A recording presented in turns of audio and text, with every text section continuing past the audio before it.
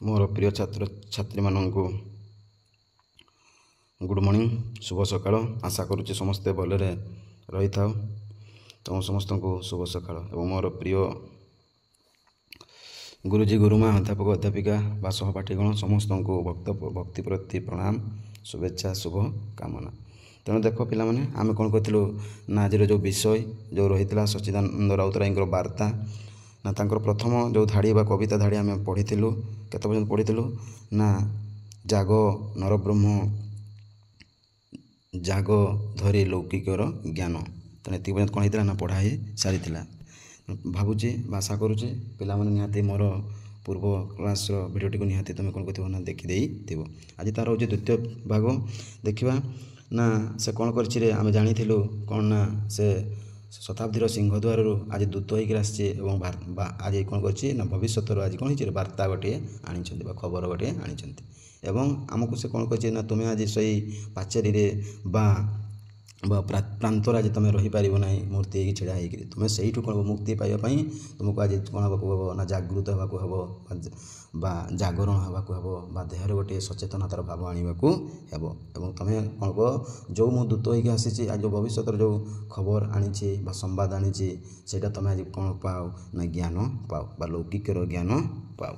ये पढ़ाई एवं देख पाने एवं तांकर आउ से यही पद्य माध्यम अन्य जो धाड़ी रे कौन से कही ना देख पुणी से लोक मानू यही जो रही मनीष मानू मानव शिशु मानू एवं नरब्रह्म को से कौन कहूँ देख ना दृढ़ हुओ रूढ़ हुओ निय प्रति सद कौन कहूँ रे कहूँ आज कौन कहूँ दृढ़ हुओ रूढ़ हुओ निय प्रति सद यही नरब्रह्म मानू एवं मानव शिशु मानू से आज कौन कहूँ ना जागृत करने से कहूँ दृढ़ हुओ अर्थात कठिन हुओ टाण हुओ एवं रूढ़ हुओ अर्थात हूँ अधिक मात्रा तुम कौन कर सहित लड़े करने भाया शक्ति हो बुझीपार नहीं कर्कश हुओ रूढ़ हुओ अर्थात हूँ कर्कश हो जाओ से मानू तुम जो मान आज तुम कौन हम आ दासित्व हो रही पार ना तेणु से तुम किभली मुक्ति पाइबापी हेले तुमको कौन हम दृढ़ होगा हम शक्ति होगा पाइब कठिन होगा पाइब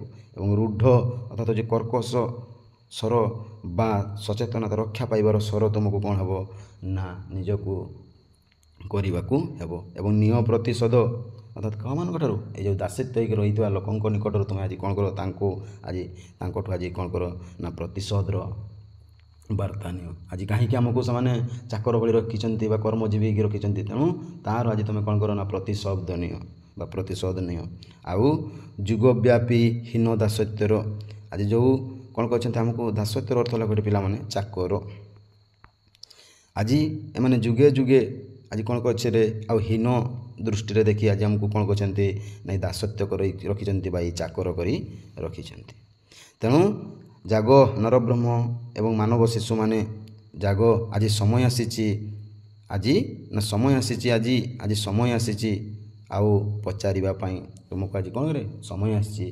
पचारिबापी कौ मान पचार ना ये जो जुगव्यापी हीन दासत्व जो देखुवा लोक मानू तुम तांको आज आसी समय आसी आज पचार कहीं से आमको आज बंदी कर रखिंट कहीं आमको से दासत्व कर रखिंट कहीं आमको आज कर्मजीवी कर रखिंट तेणु आज समय आसी पचार आज दृढ़ शक्ति पचार आज रूढ़ शक्ति आज तुमको कौन कर पचार एवं तार प्रतिशोध नियो।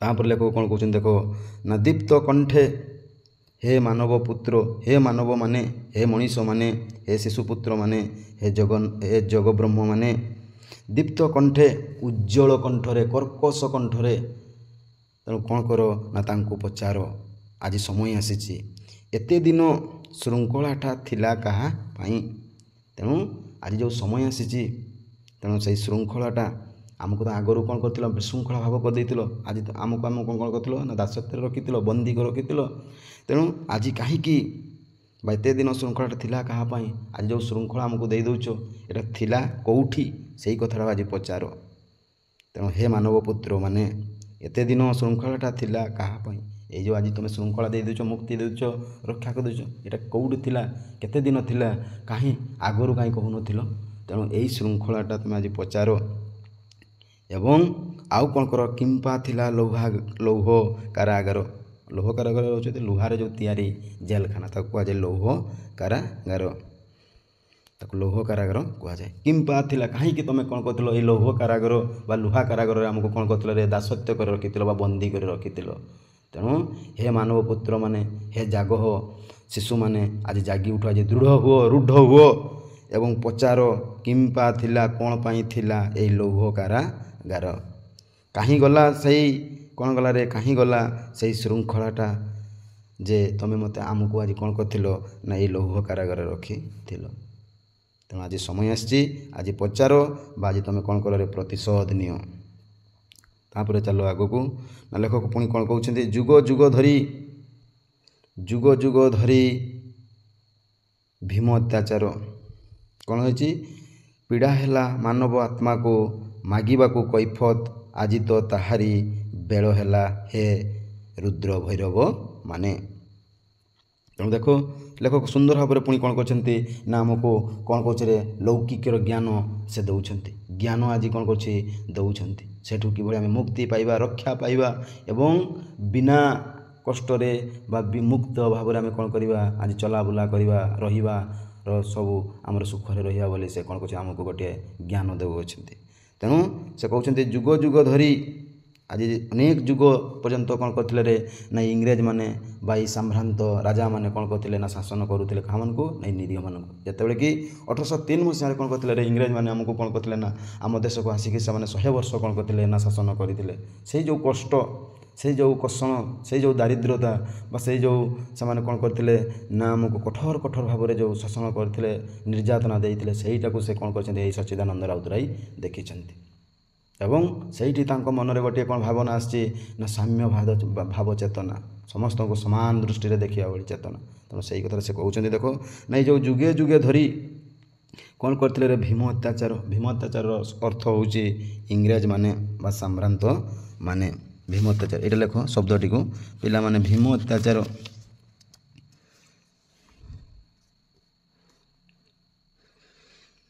ତେଣୁ ଭୀମ ଅତ୍ୟାଚାର ଅର୍ଥ ହେଉଛି ନା ସେଇ ସମ୍ଭ୍ରାନ୍ତ ମାନେ ହେବ ବା ଇଂରେଜମାନେ, ହଁ କି ନାହିଁ, ବା ରାଜାମାନେ କ'ଣ କରୁଥିଲେ ନା ଭୀମ ଅତ୍ୟାଚାର ଦେଉଥିଲେ। ଭୀମର ଅନେକ ଶକ୍ତି, ହଁ କି ନାହିଁ ରେ। ତେଣୁ ସେଇଭଳିଆ ମାନେ କ'ଣ କରୁଥିଲେ ନା ଆମକୁ ଶାସନ କରୁଥିଲେ, ଅତ୍ୟାଚାର କରୁଥିଲେ।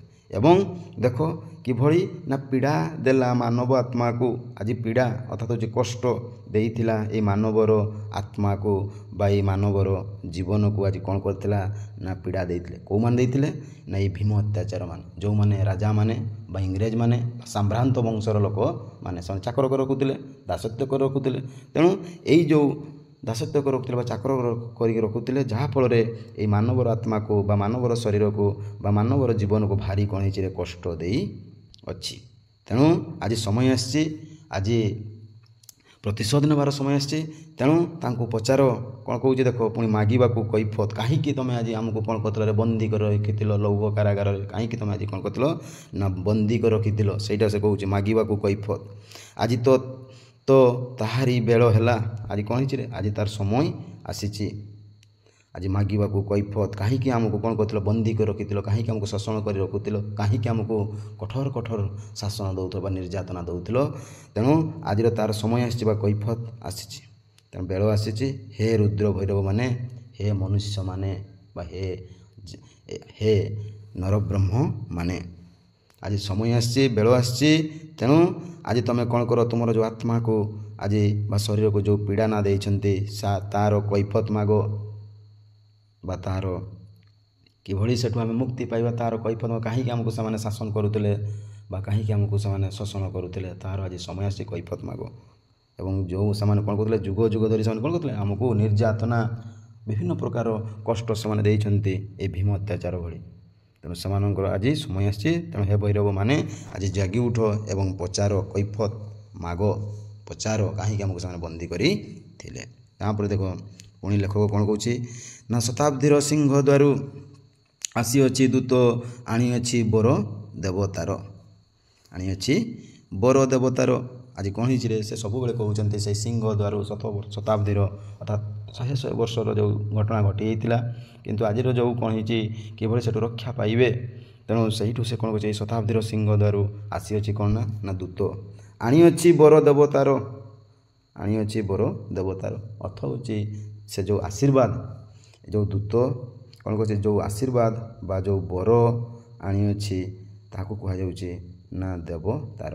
ଦେବତାର ଅର୍ଥ ହେଉଛି ଆଶୀର୍ବାଦ, ଆଶୀର୍ବାଦ, ହଁ କି ନାହିଁ। ତେଣୁ ସେ ଗୋଟିଏ ପ୍ରକାର ଆଜି କ'ଣ ହେଇଛି ରେ ଆଶୀର୍ବାଦ ଆଣିଛନ୍ତି ବା କରୁଣା ଆଣିଛନ୍ତି ବା କିଭଳି ସେଠୁ ଆମେ ମୁକ୍ତି ପାଇବା ପାଇଁ ସେ ବାଟ ଆମକୁ ଦେଖାଉଛନ୍ତି, ଶିକ୍ଷା ଆଣି ଦେଇଛନ୍ତି, ସେଇଟାକୁ କୁହାଯାଏ ଦେବତାର। ଆଜି ଆଣିଅଛି କେଉଁଠୁ, ସିଂହଦ୍ୱାରରୁ ଆଜି ଦୂତ ହେଇକି ଆସିଛି ଏବଂ ଯେଉଁ ବରଟା ଆଣିଛି ସେଇ ବରଟା ହେଉଛି ଦେବତାର। ଅର୍ଥାତ୍ ଅର୍ଥ ହେଉଛି ଆଶୀର୍ବାଦ କହିଲେ ହେବ ବା ଆମକୁ କରୁଣା କହିଲେ ବି ହେବ ବା ଗୋଟିଏ ଶିକ୍ଷା କହିଲେ ବି ହେବ ବା ଗୋଟିଏ ଜ୍ଞାନ କହିଲେ ବି ହେବ। ତେଣୁ ସେ କ'ଣ କରିଛି ରେ ଆଜି ଆଣିଅଛି ବର ଦେବତାର।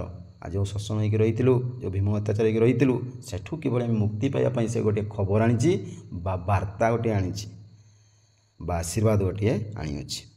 ଏବଂ ସେଇ ମାନବମାନଙ୍କୁ ସେ କହୁଛି କ'ଣ କହୁଛି ରେ, ଯେଉଁ ଜ୍ଞାନଟା ମୁଁ ଆଣିଛି ବା ଯେଉଁ ଆଶୀର୍ବାଦଟା ଆଣିଛି ତୁମେ କ'ଣ ହେଇଯାଅ, ନିଜକୁ ଦଗ୍ଧ ହେଇଯାଅ। ଅର୍ଥାତ୍ ନିଜେ କ'ଣ ହେଇଯାଉ, ପୋଡ଼ି ହେଇଯାଉ, ଦଗ୍ଧ ଅର୍ଥାତ୍ ନିଆଁରେ ଯାଇକି ଯେମିତି ଝାସ ଦେଇଦେଲା ପରେ ଆମେ କ'ଣ ହେଇଯାଉ, ଦଗ୍ଧ ହେଇଯାଉ ବା ଭସ୍ମ ହେଇଯାଉ। ତେଣୁ ସେହିଭଳି ମୁଁ କ'ଣ କରୁଛି, ଗୋଟିଏ ଆଶୀର୍ବାଦ ଆଣିଛି ବା ଗୋଟିଏ କରୁଣା ଆଣିଛି ବା ଜ୍ଞାନ ହେଇଛି, ଯେଉଁ ଜ୍ଞାନଟା ତୁମକୁ ଶିଖାଉଛି ଏବଂ ତୁମେ ଯେଉଁ ଭୀମ ଅତ୍ୟାଚାର ଯେଉଁ କରୁଛନ୍ତି ସେମାନଙ୍କ ପାଖରେ ତୁମେ ଯାଇକି କ'ଣ ହେଇଯାଅ ନା ଦଗ୍ଧ ହେଇଯାଅ ବା ଭସ୍ମ ହେଇଯାଅ। ଅର୍ଥାତ୍ ସେମାନଙ୍କୁ ତୁମେ କ'ଣ କର ନା ଘଉଡ଼ାଇକିରି ତାଙ୍କୁ କ'ଣ କରିଦିଅ, କ'ଣ କରିଦିଅ ରେ, ସେମାନଙ୍କ ମନରେ ଗୋଟେ ସାମ୍ୟବାଦ ଚେତନା ଆଣିଦିଅ, ହଁ କି ନାହିଁ।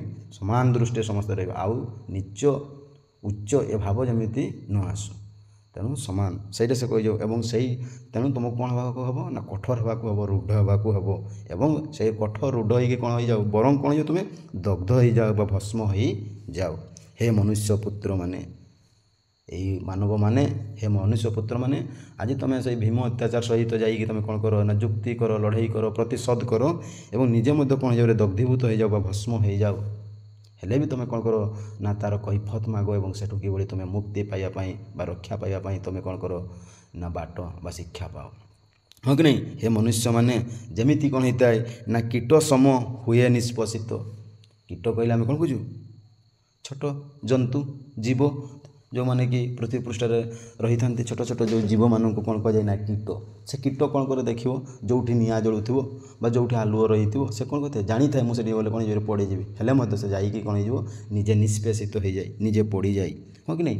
ଠିକ୍ ବା ନିଜେ ଦଗ୍ଧୀଭୂତ ହେଇଯାଏ। ଠିକ୍ ସେହିପରି ତୁମେ ଆଜି କ'ଣ ହେଇଯାଉ ନା କୀଟ ହେଇଯାଅ। ତେଣୁ ପିଲାମାନେ ମନେ ରଖିଥିବ, ଲେଖକ ସଚ୍ଚିଦାନନ୍ଦ ରାଉତରାୟ ଏ ମଣିଷମାନଙ୍କୁ କ'ଣ ହେବାକୁ କହିଛନ୍ତି, କୀଟ। ତେଣୁ ଭେରି ଭେରି ଇମ୍ପୋର୍ଟାଣ୍ଟ, ତେଣୁ କୀଟ ହେବାକୁ କହିଛନ୍ତି। ଆଜି କୀଟ ଭଳି ଏ ଛୋଟ ଜନ୍ତୁଟିଏ ହେଇ ଆଜି ପତଙ୍ଗ ହେଇକି ତୁମେ କ'ଣ ହେଇଯାଉ ନା ଏ ଅତ୍ୟାଚାରୀମାନଙ୍କ ପାଖରେ ଯାଇକି ତୁମେ କ'ଣ କର ନା ଲଢ଼େଇ କର ବା ଶକ୍ତି ରୁଢ଼ ହେଇଯାଅ ବା ଗୂଢ଼ ହେଇଯାଅ ବା ପ୍ରତିଶୋଧ ନିଅ, କର୍କଶର ପ୍ରତିଶୋଧ ନିଅ ବା ସେଇ କ'ଣ କହୁଛି ଦୀପ୍ତ କଣ୍ଠ ହେଇଯାଅ, ଯାହା ହେବା ଦ୍ୱାରା ବରଂ ସେଠି କ'ଣ ହେଇଯାଉ ତୁମେ ଦଗ୍ଧୀଭୂତ ହେଇଯାଉ ବା ଭସ୍ମ ହେଇଯାଉ। ହେଲେ ବି ତୁମେ କ'ଣ ହୁଅ ନା ସେଠି ମୁକ୍ତି ପାଇଯାଅ ବା ମୁଁ ଯେଉଁ ଦେବତା ବା ଯେଉଁ ଆଶୀର୍ବାଦ ଆଣିଛି ସେଇ ଆଶୀର୍ବାଦ ଦ୍ୱାରା ତୁମେ ଆଜି କ'ଣ ହେଇଯାଉ ନା ମୁକ୍ତି ପାଇଯାଅ। ହେ ମନୁଷ୍ୟ ପୁତ୍ରମାନେ, କୀଟ ସମ ହୁଅ ନିଷ୍ପେଷିତ। ବୁଝିପାରିଲ, ବୁଝିହେଲାନି ପିଲାମାନେ। ଦେଖ ସେ କ'ଣ କହୁଛି ରେ, ଆଜି ଯେଉଁ ସେ ଖବର ଆଣିଅଛି, କେଉଁଠୁ ଆଣିଅଛି, ସେ ସିଂହଦ୍ୱାର, ଶତାବ୍ଦୀର ସିଂହଦ୍ୱାର ଖବର ଆଣିଅଛି, ହଁ କି ନାହିଁ। ଏବଂ এই ଶତାବ୍ଦୀର ସିଂହଦ୍ୱାର ଖବର କେମିତି ଆଣିଛି ଯେ କ'ଣ ହେଉଛି, ଆଜି ମୁଁ ଯେଉଁ ଆଶୀର୍ବାଦଟା ଆଣିଛି ସେଇ ଆଶୀର୍ବାଦରେ ବା ଯେଉଁ ବାଟଟି ଆଣିଛି ସେଇ ବାଟରେ ତୁମେ ଆଜି କ'ଣ କର ନା ନିଜକୁ ଯାଇକି ତୁମେ ସେ ପ୍ରତିଶୋଧ ନିଅ ଏବଂ ପ୍ରତିଶୋଧ ହେଇଯାଉ ବା ଦଗ୍ଧୀଭୂତ ହେଇଯାଉ। କିଭଳି ଦଗ୍ଧୀଭୂତ ହେଇଯାଉ, ବରଂ କୀଟ ଭଳି, ଏବଂ ସେଠୁ ତୁମେ କିଭଳି କ'ଣ ହେଇଯାଉ ନା ମୁକ୍ତି ପାଇଯାଉ ବୋଲି ସେ କହୁଛନ୍ତି। ତାପରେ ଦେଖ ଆଗକୁ କ'ଣ କହିଛି ନା, ଦେଖ ଲଭୁ ତହୁଁ ଜ୍ଞାନ ରଶ୍ମି, ହଁ କି ନାହିଁ। ଆଜି ଲଭୁ ତହୁଁ ଜ୍ଞାନ ରଶ୍ମି, ଏଠି ଲଭୁ କହିଲେ ଅର୍ଥାତ୍ ହେଉଛି ଲୋଭ, ଲୋଭ ନାହିଁ ରେ, ଲୋଭର ଅର୍ଥାତ୍ ହେଉଛି ଜାଣିବା ବା ଶିଖିବା ବା ତୁମେ ଏକ ପ୍ରକାର କ'ଣ କରିବି ନା ଜାଣିପାର। ଲୋଭ ଅର୍ଥାତ୍ ହେଉଛି ଜାଣିବା। ଲେଖ, ଲୋଭର ଅର୍ଥ କ'ଣ ହେବ, ଜାଣିବା। ତହିଁ ଜ୍ଞାନ, କେଉଁ ଜ୍ଞାନ, ଆଜି ହେଉଛି ଦେବତାର ବର ବା ବର ଦେବତା, ଯେଉଁ ଆଶୀର୍ବାଦ ବା ଯେଉଁ କରୁଣା, ଯେଉଁ ଶିକ୍ଷାର ବାଟ, ସେଇଟା କ'ଣ ହେଉ ନା ତୁମେ ଜ୍ଞାନ ପାଅ ରଶ୍ମି। ଏବଂ ବୁଝ, ଆଜି ମୂଢ଼ କହିଲେ ମୂର୍ଖମାନେ, ଏ ଲୋକମାନଙ୍କୁ କବି କ'ଣ କହୁଛି ନା ମୂର୍ଖମାନେ, ଅପଣ୍ଡିତମାନେ, ଆଜି ତୁମେ କ'ଣ ପାଉରେ ସେହି ଜ୍ଞାନଟି ବା ସେହି ଜ୍ଞାନ ରଶ୍ମି ଆଜି ପାଅ। ଯାହାଫଳରେ ତୁମେ କ'ଣ ହେବ ନା କାରଣ କେ ସେହି ପୀଡ଼ନର ତୁମେ ଯେଉଁ ପୀଡ଼ନା ପାଉଛ ଆଜି ଯେଉଁ କଷ୍ଟ ପାଉଛ ସେହି କଷ୍ଟରୁ ତୁମେ ଆଜି କ'ଣ ହେଇଯିବ ନା ମୁକ୍ତି ପାଇବ। ଏବଂ ଯେଉଁ କଷ୍ଟର କାରଣ ତୁମେ ଯେଉଁ ପାଇଛ ସେଇ କଷ୍ଟର କାରଣଟିକୁ ତୁମେ ଆଜି କ'ଣ କରିବ ନା ତାକୁ ଛିଣ୍ଡନ କରିଦେବ ବା ତାକୁ କ'ଣ କରିଦେବ ବା ଘଉଡ଼େ ଦେଇପାର ଯେଉଁ ଜ୍ଞାନଟା ମୁଁ ଆଣି ଅଛି। ହେ ମୂର୍ଖମାନେ, ହେ ମାନବ ପୁତ୍ରମାନେ, ଆଜି ଏକ ପ୍ରକାର ମୁଁ ଜ୍ଞାନ ଆଣିଛି, ସେଇ ଜ୍ଞାନ ଦ୍ୱାରା ତୁମେ କ'ଣ ହେବ ତୁମ ସେଇ ପୀଡ଼ନାର କାରଣ ଜାଣିକରି ଏବଂ ସେଠୁ କିଭଳି ତୁମେ ମୁକ୍ତି ପାଇବା ପାଇଁ ସେ ଲେଖକ କହୁଛନ୍ତି। ତାହାରି ଉଚ୍ଛେଦ କର, ଅର୍ଥାତ୍ ତୁମେ ସେଇ ଜ୍ଞାନ ପାଇ କ'ଣ କରିବ ନା ସେଇ ଭୀମ ଅତ୍ୟାଚାରରୁ, ସେଇ ଯନ୍ତ୍ରଣାରୁ, ସେଇ କଷ୍ଟରୁ ତୁମେ ଆଜି କ'ଣ କରିଦିଅ ନା ଉଚ୍ଛେଦ କରିଦିଅ, ତାକୁ ଭାଙ୍ଗିକି ତୁମେ ଫିଙ୍ଗି ଦିଅ, ଉପାଡ଼ି ଦିଅ, ଉଚ୍ଛେଦ କରିଦିଅ। ସେ କହୁଛନ୍ତି କରରେ ନିର୍ମୂଳ, ଅର୍ଥାତ୍ ମୂଳକୁ ଯିଏ ଉପାଡ଼ିକି ଫିଙ୍ଗିଦେବ ତାକୁ କ'ଣ କୁହାଯାଏ ନିର୍ମୂଳ। ତେଣୁ ତାକୁ ଯେଉଁ ତୁମେ କ'ଣ ହେଲ ନା ଯେଉଁ ପୀଡ଼ନାର କାରଣ ଯଦି ଜାଣିପାରିଲ ସେ ପୀଡ଼ନାର କାରଣ ଜାଣିକରି ତୁମେ କ'ଣ କର ନା ତାକୁ ମୂଳରୁ ଫିଙ୍ଗି ଦିଅ, ଉଚ୍ଛେଦ କର, ହଁ କି ନାହିଁ, ମୂଳରୁ ତାକୁ କାଢ଼ିକରି କ'ଣ କର ତାକୁ ଫିଙ୍ଗି ଦିଅ। ଆଉ ସେମାନେ କ'ଣ କରିପାରିବେ ନା ଆମକୁ ଶୋଷଣ କରିପାରିବେ ନାହିଁ ବା ଭୀମ ଅତ୍ୟାଚାର କରିପାରିବେ ନାହିଁ। ସେଇ କଥାଟାକୁ ସେମାନଙ୍କୁ କ'ଣ କରିଦିଅ ନା ରୁଢ଼ ହେଇକରି କୁହ ବା ଗୁଢ଼ ହେଇକରି କହିଥାଅ। ଏବଂ ଶ୍ୟନ ପରି ନିଅ ପ୍ରତିଶୋଧ। ଶ୍ୟନ କହିଲେ ଆମେ ଜାଣିଥାଉ ଯେଉଁ ଶିକାର କରିଥାନ୍ତି ପକ୍ଷୀମାନେ, ଯେଉଁମାନେ ଆକାଶ ଉପରେ ରହିକି ପୃଥିବୀ ପୃଷ୍ଠରେ ଛୋଟ ଜନ୍ତୁକୁ ଯେମିତି ସେମାନେ ଶିକାର କରିଥାନ୍ତି ବା ତାଙ୍କର ଖାଦ୍ୟ ସଂଗ୍ରହ କରିଥାନ୍ତି, ଠିକ୍ ସେହିପରି ଆଜି ତୁମେ ଶ୍ୟନ ହେଇଯାଅ ବା ଏଠି କୁହାଯିବ ମାନେ ବାଜପକ୍ଷୀ କହିଲେ ବି ହେବ ବା ଶାଗୁଣା କହିଲେ ବି ହେବ, ହଁ କି ନାହିଁ, ବାଜପକ୍ଷୀ ବା ଶାଗୁଣା ଯେଉଁ କହିଲେ ମଧ୍ୟ। ତେଣୁ ଶ୍ୟନ, ତେଣୁ ଆଜି ତୁମେ କ'ଣ ହେଇଯାଉ ବା ଛାଞ୍ଚଣା ପକ୍ଷୀ, ହଁ କି ନାହିଁ, ତେଣୁ ଛାଞ୍ଚଣା ପକ୍ଷୀ ମଧ୍ୟକୁ ବୁଝାଏ, ବୁଝିପାରୁଛ। ତେଣୁ ଶ୍ୟନର ଅର୍ଥାৎ ହେଉଛି ଛାଞ୍ଚଣା ପକ୍ଷୀ ବା ବାଜପକ୍ଷୀ, ଶାଗୁଣା ପକ୍ଷୀକୁ ସେ ଯେମିତି ତାର ଆହାର ପାଇଁ କ'ଣ କରିଥାଏ ନା ସଂଗ୍ରହ କରିଥାଏ, ଠିକ୍ ସେହିପରି ଆଜି ତୁମେ ଶ୍ୟନ ପକ୍ଷୀ ଭଳି ହେଇଯାଉ ପ୍ରତିଶୋଧ ନେବା ପାଇଁ ଏବଂ କ'ଣ କର ନା ମୂଳରୁ ତାକୁ କ'ଣ କର କାଢ଼ି ଦିଅ। ତ ମନେ ରଖିଲ ପିଲାମାନେ, ତେଣୁ ପିଲାମାନେ ମନେ ରଖିଲ କି ନାହିଁ, ସେଠି କହିଲେ କ'ଣ ନା କୀଟ ପରି ହେଇଯାଉ, ଏଠି କେମିତି କହୁଛି ପୁଣି ଶ୍ୟନ ପରି ହେଇଯାଉ ଶାଗୁଣା ପକ୍ଷୀ। ତେଣୁ ମନେ ରଖିବାକୁ ପଡ଼ିବ ତୁମ ପିଲାମାନେ, ଯେତେବେଳେ କବିତାର ମଧ୍ୟ ଲେଖିବ ଲଙ୍କୁଚାନ୍ ସେତେବେଳକୁ ଏହିଭଳି ଶବ୍ଦ ବା ହଁ ସେ ଲେଖକ କ'ଣ କହିଛନ୍ତି, କାହା ସହିତ ତୁଳନା କରିଛନ୍ତି ତାହା ମଧ୍ୟ ତୁମକୁ କ'ଣ କରିବାକୁ ଲେଖିବାକୁ ପଡ଼ିବ। ତେଣୁ ଦେଖ, ପ୍ରଥମେ କୀଟ ହେବାକୁ କହିଲେ ଧ୍ୱଂସ ଦଗ୍ଧୀଭୂତ ହେଇଯାଉ, ଏବେ କ'ଣ କହୁଛନ୍ତି ନା ଶ୍ୟନ ପରି ପ୍ରତିଶୋଧ ନେବାକୁ ଲେଖକ କହୁଛନ୍ତି। ତାପରେ ଦେଖ ଆଗକୁ, ସେହି ତୋର ମହାଧର୍ମ, ପୁଣି କ'ଣ କହିଲେ ରେ ଲେଖକ, କ'ଣ କହୁଛନ୍ତି ନା ସେହି ତୋର ମହାଧର୍ମ, ହଁ କି ନାହିଁ, ସେହି ତୋର ମହାଧର୍ମ ତୋ ଶ୍ରେଣୀ ଚେତନା, ଅର୍ଥାତ୍ ସେହି ତୋର ମହାଧର୍ମ, ଅର୍ଥାତ୍ ମୁଁ ଯେଉଁ ବର ଦେବତାର ଯେଉଁ ଆଶୀର୍ବାଦ ଆଣିଛି ସେଇଟା ହିଁ ହେଉଛି ତୋର ଧର୍ମ, ସେଇଟା ହିଁ ମହାନ ଧର୍ମ। ତୁମେ ଆଜି ଶ୍ୟନ ପରି, ଆଜି କୀଟ ପରି ତାଙ୍କୁ କ'ଣ କର ନା ତୁମେ ଅତ୍ୟାଚାର କର, ପ୍ରତିଶୋଧ ନିଅ, ସେଇଟା ହେଉଛି ତୁମର ହେଉଛି ମହାଧର୍ମ। ସେହି ତୋର ମହାଧର୍ମ ତୋ ଶ୍ରେଣୀ ଚେତନା, ଆଜି ତୋ ମନରେ ଯେଉଁ ରହିଛି ଶ୍ରେଣୀ ଚେତନା, ଆମେ ଗରିବ ଶ୍ରେଣୀ, ଧନୀ ଶ୍ରେଣୀ, ଯେଉଁ ମନୋଭାବ ରଖିଛ, ଉଚ୍ଚ ନିଚର ଯେଉଁ ଭାବ ରଖିଛ ଏବଂ ଶ୍ରେଣୀରେ ବିଭକ୍ତ କରିଛ। ତୁ ଉଚ୍ଚ ଶ୍ରେଣୀର ଲୋକ, ମୁଁ ହେଉଛି ନିଚ ଶ୍ରେଣୀର ଲୋକ, ତୁ ହେଉଛି ଉଚ୍ଚ ପରିବାର ଲୋକ, ତୁ ହେଉଛି ନିଚ ପରିବାର ଲୋକ, ଏଇ ଯେଉଁ ଶ୍ରେଣୀ ଚେତନା ତୋ ମନରେ ଯେଉଁ ରହିଛି ସେଇଟା ଆଜି କ'ଣ କର ନା ତାକୁ ଭସ୍ମ ମଧ୍ୟ ଘେନ ଏହି ଦୀକ୍ଷା, ଆଜି ତାକୁ କ'ଣ କରିଦିଅ, ତାକୁ ଭସ୍ମ କରିଦିଅ। ଆଉ କାହାରିଙ୍କ ମନରେ ଆଜି କ'ଣ କର ନା ଚେତନାର ଭାବ ରଖ ନାହିଁ, ଶ୍ରେଣୀ ଚେତନାର ଭାବ ରଖ ନାହିଁ, ସେଇଟାକୁ ଆଜି କ'ଣ କରିଦିଅ, ଭସ୍ମ କରିଦିଅ। ଏବଂ ଏଇଟା ହିଁ ଲେଖକ କହୁଛି ମୋର ଦୀକ୍ଷା ବା ମୋର ତୁମମାନଙ୍କର ଏଇଟା ହିଁ ହେଉଛି ମହାଧର୍ମ, ଏଇଟା ହିଁ ମୋର ତୁମମାନଙ୍କୁ ଶିକ୍ଷା ଦେଉଛି ଯେ ତୁମେ କ'ଣ ହୁଅ ନା ଯେଉଁ ଶ୍ରେଣୀ ଚେତନା ରହିଛି ଆଜି ନିଚ ଉଚ୍ଚ ଏଇ ଯେଉଁ ଭାବ, ତେଣୁ ଏସବୁ ଭାବରୁ ବା ବର୍ଜୁଆ ଗୋଷ୍ଠୀମାନଙ୍କ ଠାରୁ ବା ସେଇ ଯେଉଁ ଦାସତ୍ୱରୁ ତୁମେ ଆଜି କ'ଣ ହେଇଯାଉ ନା ମୁକ୍ତି ପାଇଯାଉ। ତେଣୁ ସେଗୁଡ଼ିକୁ ତୁମେ କ'ଣ କରିଦିଅ, ଆଜି ତାଙ୍କୁ ଭସ୍ମ କରିଦିଅ ବା ମୂଳରୁ ଉପାଡ଼ିକି କ'ଣ ଦିଅ, ନିର୍ମୂଳ କରିଦିଅ ବା ଉପାଡ଼ି ଦିଅ ବା ଉଚ୍ଛେଦ କରିଦିଅ। ଏଇଟା ହିଁ ମୋର ହେଉଛି ଦୀକ୍ଷା ବା ମୋର ହେଉଛି ଏଇଟା ହିଁ ତୁମମାନଙ୍କୁ ଶିକ୍ଷା। ଏବଂ ଧନ୍ୟ ହେଉ ଉତ୍ପୀଡ଼ନ, ଆଜି ମୁଁ ମଧ୍ୟ କ'ଣ ହେବି ରେ ଧନ୍ୟ ହେବି, ଆଜି ଯେଉଁ ବାର୍ତ୍ତା ଦେଉଛି ବା ଖବର ଦେଉଛି ମୁଁ ମଧ୍ୟ କ'ଣ ହେବି ନା ଧନ୍ୟ ହେବି। ଏବଂ ତୁମେମାନେ ମଧ୍ୟ କ'ଣ ହେବ ନା ଉତ୍ପୀଡ଼ନ, ଅର୍ଥାତ୍ ଯେଉଁ କଷ୍ଟ ପାଇଛ, ଯେଉଁ କଷଣ ପାଇଛ, ଯେଉଁ ପ୍ରତିଶୋଧ ପାଇଛ, ଯେଉଁ ନିର୍ଯାତନା ପାଇଛ, ସେଇଟା ତୁମର କ'ଣ ହେଉ ନା ଧନ୍ୟ ହେଉ। ଆଉ ନା ଜୟ ହେଉ ପୀଡ଼ନାର। ଆଜି ଯେଉଁ କଷ୍ଟ କଠିନ କର୍କଶରେ ବା ଯେଉଁ ନିର୍ଯାତନାରେ ତୁମମାନଙ୍କୁ ଆଜି ଯେଉଁ ଦେଇଛନ୍ତି ପୀଡ଼ନା, ତେଣୁ ସେଟା ମଧ୍ୟ କ'ଣ ହେଉରେ ନା ଜୟ ହେଉ। ଆଉ ଜୟ ଲଭୁ। ଆଜି ଗୋଟିଏ ତୁମେ କ'ଣ କର ନା ଏଇ ବିଜୟର ଲଭୁ ବା ବିଜୟର ଜ୍ଞାନ ଆଜି ପାଉ।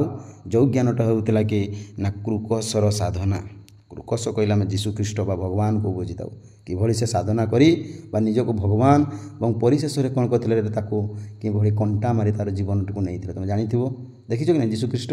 ତେଣୁ ପର ମୁହୂର୍ତ୍ତରେ ଲୋକମାନେ ତାକୁ କ'ଣ କଲେ, ଭଗବାନ ଭଳି ତାକୁ ମନେ କରିଲେ। ତେଣୁ ତୁମମାନଙ୍କର ଯେଉଁ ରହିଛି ପୀଡ଼ନା, ଯେଉଁ କଷଣ ରହିଛି, ତେଣୁ ସେହି କଷଣରୁ ତୁମେ ଆଜି କ'ଣ ହେଇଯାଉ ନା ଜୟ ପାଇଯାଉ, ମୁକ୍ତି ପାଇଯାଉ ଏବଂ ଧନ୍ୟ ହେଇଯାଉ ବୋଲି ମୋର ଆଶା, ମୋର ଦୀକ୍ଷା। ଏବଂ ପରିଶେଷରେ ସମସ୍ତେ ଆଜି କ'ଣ ହେଇଯାଉ ନା ସମସ୍ତେ ଆଜି ଭଲରେ ରହିଯାଉ ବୋଲି ଲେଖକ କହିଯାଇଛନ୍ତି। ଏବଂ ଯୀଶୁଖ୍ରୀଷ୍ଟଙ୍କର କଥା ମଧ୍ୟ ସେ କ'ଣ କରିଛନ୍ତି ନା ସମ୍ୟକ ଭାବରେ ମନେ ରଖି ଦେଇ ଯାଇଛନ୍ତି। ତେଣୁ ପିଲାମାନେ ମନେ ରଖିଥିବ କ'ଣ ହେବ ନା ସେ ପଚାରିବ କାହାର ସାଧନା। ସଚ୍ଚିଦାନନ୍ଦ ରାଉତରାୟ କହିଯାଇଛନ୍ତି ଏଇ କୃଷ। ତେଣୁ କୃଷର ଅର୍ଥ ହେଉଛି ଲେଖ ଯୀଶୁଖ୍ରୀଷ୍ଟ। ଏବଂ ଭସ୍ମ ହେଇଯାଉ, ଦୀକ୍ଷା ହେଇଯାଉ, ଶ୍ରେଣୀ ଚେତନା। ତେଣୁ ଏଇଟା ହିଁ ହେଉଛି ମୋର ମହାଧର୍ମ। ତେଣୁ ସୁନ୍ଦର ଭାବରେ ଲେଖକ କ'ଣ କରିଛନ୍ତି ନା ଏଇ ପ୍ରୟୋଗବାଦୀ ଯେଉଁ ସବୁଜ ପ୍ରୟୋଗବାଦୀର ଯେଉଁ ସେ ସାହିତ୍ୟକୁ ପଢ଼ିକରି ଆଜି କ'ଣ କରିଛନ୍ତି ଏଇ ନିଚ ଉଚ୍ଚର ଯେଉଁ ଲୋକମାନଙ୍କୁ ଆଜି ଗୋଟିଏ ବାର୍ତ୍ତା ଦେଇଛନ୍ତି ବା ଖବର ଦେଇଛନ୍ତି। ମୁଁ ତେଣୁ ଆଶା କରୁଛି ଅତି ସରଳ ସହଜରେ କ'ଣ କରୁଛି ନା ତୁମମାନଙ୍କୁ ଉପସ୍ଥାପନା କରିଦେଇଛି। ତେଣୁ ପିଲାମାନେ ନିହାତି ତୁମେ କ'ଣ କର ନା ଭିଡ଼ିଓଟିକୁ ଥରେ 2 ଥର 3 ଥର ଦେଖିକିରି କ'ଣ କର ଭିଡ଼ିଓଟିକୁ ତୁମେ ବୁଝ ଏବଂ ତା'ର ସଂକ୍ଷିପ୍ତ ପ୍ରଶ୍ନ ଗୁଡ଼ିକୁ ତୁମେ କ'ଣ କରିବ ନା ସାଙ୍ଗେ ସାଙ୍ଗେ ତୁମେ କ'ଣ କରିବ ବର୍ଣ୍ଣନା କରିପାରିବ ବା ଲେଖିପାରିବ। ତେଣୁ ଆଶା କରୁଛି ସେଇ କ୍ଲାସ୍ ତରଫରୁ ତୁମକୁ ନିହାତି এই ଭିଡ଼ିଓଟି ଭଲ ଲାଗିଥିବ ଏବଂ ଲାଇକ୍ କର, କମେଣ୍ଟ ଦିଅ ଏବଂ ଆପଣଙ୍କର ସାଙ୍ଗସାଥିମାନଙ୍କୁ କ'ଣ କର ଅନେକ ମାତ୍ରାରେ ସେୟାର କର, ଯାହାଫଳରେ ସେମାନେ ମଧ୍ୟ କ'ଣ ହେବେ ନା ଚିର ଉପକୃତ ହେବେ। ତେଣୁ ସେଇଟା ହିଁ ମୋର କୃତଜ୍ଞ ଏବଂ ଆପଣଙ୍କର କମେଣ୍ଟ ହିଁ ମୋର କୃତଜ୍ଞ। ତେଣୁ ରହୁଛି ଜୟ ଜଗନ୍ନାଥ, ଶୁଭ ସକାଳ, ଜୟ ଜଗନ୍ନାଥ। ତେଣୁ ଏହାର ଯେଉଁ ରହିଗଲା ଆଉ ରହିଲା କ୍ୱେଶ୍ଚନ୍ ଉତ୍ତର ଗୁଡ଼ିକ, ସଂକ୍ଷିପ୍ତ କ୍ୱେଶ୍ଚନ୍ ଉତ୍ତର ଗୁଡ଼ିକ ମୁଁ ନେକ୍ସଟ ଭିଡ଼ିଓରେ କ'ଣ କରିଦେବି ନା ଆଲୋଚନା କରିଦେବି। ପିଲାମାନେ ଏହାର 2ଟା ଭାଗ ରହିଲା, କବିତାର ଗୋଟିଏ ଭାଗ ପ୍ରଥମ ଭାଗ ଏବଂ ଦ୍ୱିତୀୟ ଭାଗରେ ମୁଁ କ'ଣ କରିଦେଇଛି ନା କବିତାକୁ ସମ୍ପୂର୍ଣ୍ଣ ଭାବରେ ଆଲୋଚନା କରିଦେଇଛି। ତେଣୁ ରହୁଛି ଜୟ ଜଗନ୍ନାଥ।